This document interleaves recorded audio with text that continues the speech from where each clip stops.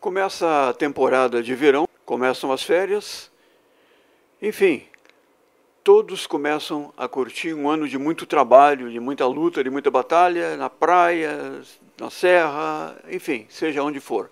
Mas os cuidados com a saúde são fundamentais. É um momento também de se cuidar, mais do que nunca, com a saúde. Eu estou na clínica, na Clarté Clínica, aqui na Vila Assunção, uma clínica que não chega a ter ainda um ano de vida, vai completar em abril. Especializada em cirurgia geral, cirurgia do aparelho digestivo, cirurgia plástica, enfim, uma série de especializações. E no comando está o Dr. Marcos Dias Ferreira, que é urologista. Sobre essa área de urologia, eu gostaria de conversar com o Dr. Marcos, porque ela é bastante extensa e interessa muito não só a homens, como também a mulheres. Vamos falar, inclusive, sobre assuntos como incontinência urinária e por aí afora. E é um prazer rever o Dr. Marcos. Tudo bem, doutor? Tudo bem, é um prazer novamente, Clóvis, estar aqui no teu programa, né? Um programa que a gente tem assistido e acompanhado ao longo dos anos aí.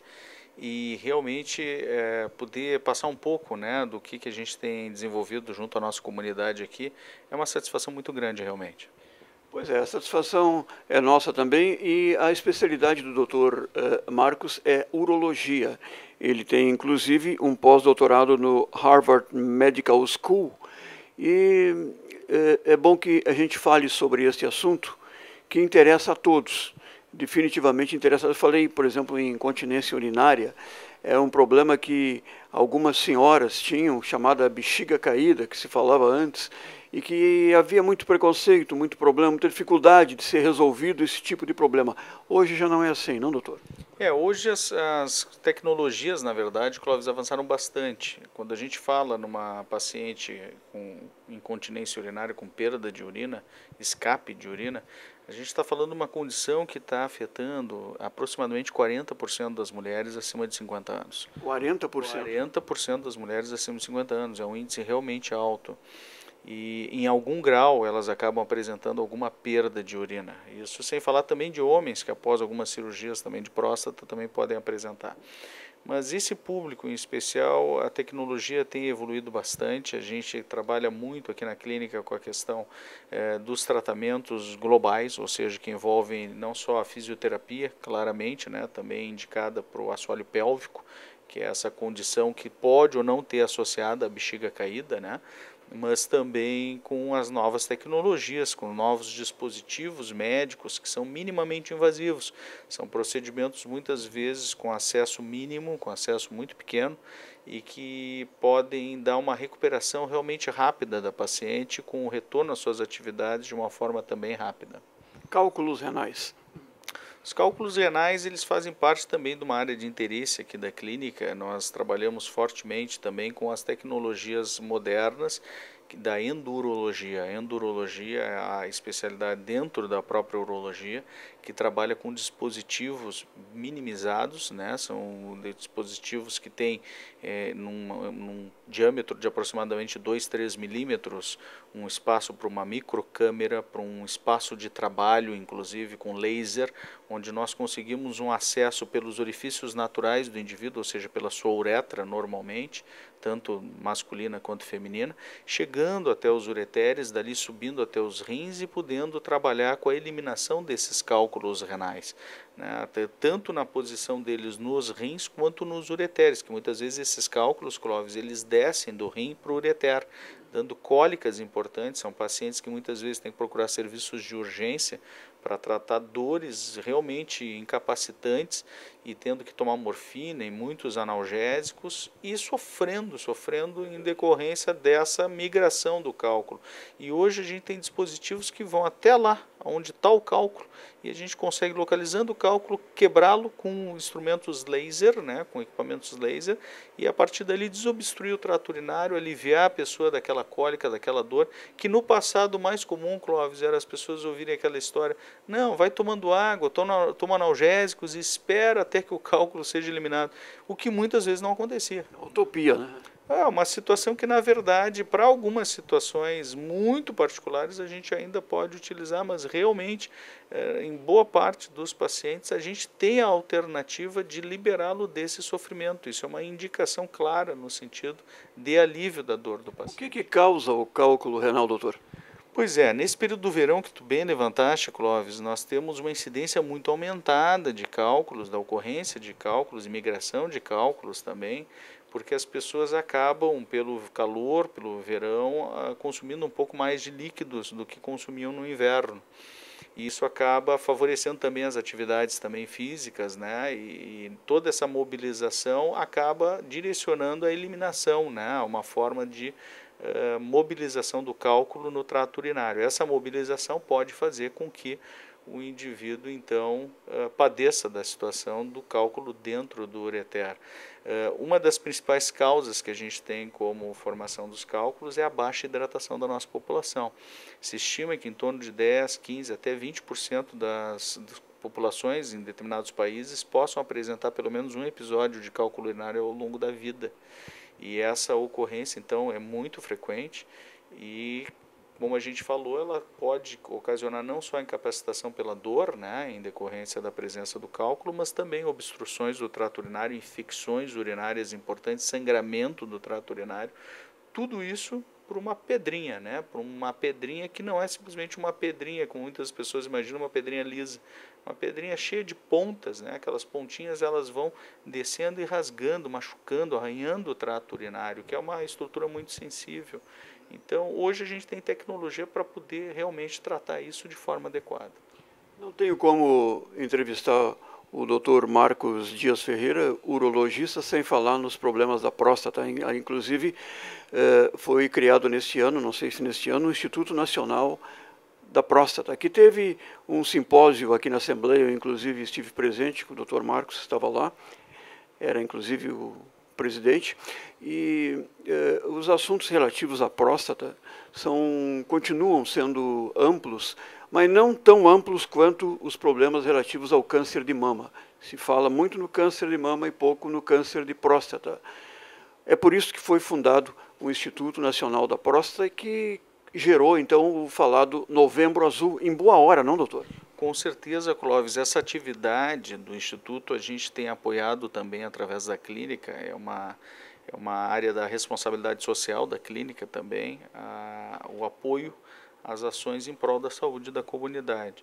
O Instituto da Próstata ele tem aproximadamente 5 anos, nós tivemos agora um dos anos mais profícuos em termos de resultados das ações do Instituto, atingindo uma série de parcerias importantes aí, como a parceiros voluntários, como a própria PLUB também, que tem sido apoiadora das ações do Instituto. Eu tive a honra de ser escolhido como presidente de honra também da instituição e nós estamos intensificando as ações de conscientização para a prevenção e a detecção precoce do câncer de próstata. O câncer de próstata ele vai acometer 1 em cada 6 homens, Clóvis, ao longo da vida. Então, ele, na verdade, é uma doença muito séria. Em Porto Alegre, nós temos a maior incidência de câncer de próstata entre todas as capitais do país. E o estado do Rio Grande do Sul é o campeão também na incidência dessa doença. Então, nada mais justo do que efetivamente nós apoiarmos esta ação, que é uma ação em prol da sociedade, no sentido de aumentar a conscientização da nossa população masculina e principalmente das nossas mulheres. Por que das nossas mulheres? Porque são as nossas mulheres que efetivamente acabam levando os seus homens, né? Seja o pai, seja o companheiro, seja o filho, para as atividades junto ao urologista no sentido de detecção precoce do câncer de próstata. Então, foi com muito prazer que a gente pôde efetivamente apoiar as ações junto à Assembleia Legislativa ali no nosso seminário, que tu participaste ali grandemente, foi uma bela participação, Clóvis, e pudemos também instituir uma série de ações junto à comunidade no mês chamado mês Novembro Azul, mês de novembro. Essas ações todas levando a passeatas, a caminhadas no Brick da Redenção, abraço junto ao prédio da PLUB, nós fizemos desfraldamos lá um enorme cartaz junto à prefeitura também, tudo com o objetivo da lembrança das ações do Instituto em cima da questão da detecção precoce do câncer de próstata. O doutor Marcos falou que inevitavelmente os homens vão ter problemas algum dia na vida com próstata. E pelo que eu sei, nenhum homem chega aos 70 anos sem ter tido, no mínimo, realmente um probleminha. Qual é o probleminha? A próstata, eu sou leigo, estou conversando com o mestre, a próstata, pelo que eu estou informado, ela sofre durante o decorrer da vida um aumento. Ela vem aumentando. O tamanho normal da próstata, qual seria, doutor? Pois é, quando nós falamos em tamanho da próstata, lembrando que a próstata é um órgão do aparelho genital masculino, na verdade um órgão interno, ela se situa abaixo da bexiga e o canal da urina passa por dentro da próstata. Mais ou menos esse quadro aqui, não? Como nós temos aqui, se nós formos mostrar de forma bem direta aqui a nossa glândula, nós temos ela nessa posição. Então, vamos botar na mesa aqui a bexiga, o canal urinário passando por dentro da próstata e saindo pelo pênis, né? Então, é um órgão do aparelho genital masculino. Produz o líquido prostático, que tem por objetivo, esse líquido prostático, ser um dos elementos de neutralização da acidez da vagina no momento da fecundação, né? No momento em que o espermatozoide precisa acessar as trompas. Então, na verdade, essa glândula pode sofrer um processo de degeneração, um processo de doença. O tamanho estimado num jovem em torno de 12 a 15 gramas. A partir dos 35, 40 anos a próstata começa a crescer, em boa parte dos homens. E este crescimento pode dar origem, então, à doença chamada hiperplasia prostática benigna, chamado tumor benigno da próstata, e outras doenças. Nós podemos também ter, junto do período, vou mostrar mais uma imagem aqui, no período inclusive da juventude, nós podemos ter um processo inflamatório da próstata. Esse processo inflamatório da próstata é a prostatite, que também é uma doença que acomete muitos homens. E algumas estimativas, como a estimativa da Associação Americana de Urologia, nos coloca que em torno de 90% a 95% dos homens vão ter pelo menos um episódio de inflamação da próstata ao longo da vida. O crescimento benigno, que normalmente acomete a área central da próstata, muitas vezes dando sintomas, então, da dificuldade de saída da urina, e a doença do tumor, do câncer de próstata, que é a mais temida, e normalmente começa na periferia da próstata. Por isso, Clóvis, que ela não dá sintomas no início. Por isso que quando a gente pensa na questão do câncer de próstata, a gente não espera que o paciente venha a ter sintomas. A gente, na verdade, tem que correr na frente, tem que buscar justamente os elementos que hoje são disponíveis para detecção precoce, como o exame de PSA, o exame de sangue, e o exame do toque retal, o exame que nos dá a possibilidade de palpar a próstata e ver se tem algum caroço, alguma alteração nesse tecido, para a partir daí fazer os exames necessários também para a detecção da doença nos casos em que há suspeita. Prevenção é a palavra, prevenção. A partir de que idade, doutor? Pois é, nós devemos fazer esses cuidados a partir dos 45 anos, Clóvis. Exatamente. Em pacientes que têm o histórico na família de câncer de próstata ou eventualmente do câncer de mama também, existe uma potencialidade de aumento da incidência de câncer nessas famílias. O câncer de próstata ele tem um risco em torno de 5 a 10 vezes maior nos pacientes que têm um histórico do pai, por exemplo, ter tido câncer de próstata, em torno de 2 a 3 vezes nos casos em que a mãe possa ter tido câncer de mama, por exemplo. Então nós temos que ficar muito alertas em relação ao histórico familiar dessas pessoas, até para que a gente comece um pouco mais cedo as atividades de detecção precoce. Como o doutor falou, os problemas que envolvem os cálculos renais estão bastante evoluídos assim, em termos de cirurgia, de velocidade, de rapidez, de recuperação, e isso também acontece com problemas relativos à próstata. Hoje, por exemplo, é possível se fazer uma cirurgia que recupere a hiperplasia que o doutor falou, que é o aumento da próstata, num tempo absolutamente recorde, um tempo rápido, não? Sim, hoje nós temos dispositivos para tratamento da doença benigna da próstata, como a hiperplasia, que envolve, no caso daqueles pacientes que têm a indicação de cirurgia, a possibilidade não só de fazer a tradicional ressecção transuretral da próstata com os equipamentos clássicos, mas também o uso de laser, o uso de plasma, o uso de outras fontes de energia que podem nos facilitar a recuperação um pouco mais rápida desses pacientes no seu pós-operatório. Muitas vezes levando a cirurgias onde o paciente fica em torno de 24 horas no hospital e um tempo realmente bastante curto comparado com as cirurgias do passado, né? Mas urologia é apenas uma das especialidades da Clarté Clínica, que está aqui na Vila Assunção, na rua Pinaré, número 203. Eu deixo no ar essa sugestão e também uma pergunta que eu me faço, e não vou perder a oportunidade de repassá-la para o doutor Marcos. Urologistas, existem muitos. Agora, mulheres urologistas, praticamente poucas, para não dizer nenhuma. Na verdade, aqui em Porto Alegre, nós temos pelo menos 4 mulheres urologistas. 4? E as residências, né, que são os programas de pós-graduação que preparam, né, médicos para a especialidade de urologia, têm começado a ter um afluxo maior de mulheres procurando a especialidade.